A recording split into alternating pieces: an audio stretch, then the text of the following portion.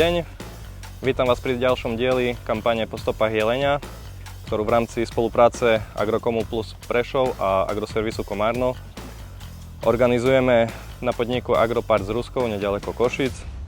Dnes sme sa rozhodli ponúknuť v rámci tejto kampane traktor John Deere 8R 340. Vítam tu aj pána z obsluhy tohto traktora, Rastia Pišteja. Čau. Čau. Rastio, predstav nám trošku podnik, koľko asi obhospodarujete, čo sejete? Obhospodarujeme približne 1000 hektárov ornej pôdy a sejeme prevažne pšenicu, kukuricu, slnečnicu. Gro roboty, najviac roboty, traktor o tomto výkone využijete teraz na jeseň, čiže ideálne obdobie, kedy sme vám to doviezli. Verím, že sa traktor bude páčiť, no a uvidíme sa o mesiac po nejakých prvých dojmoch.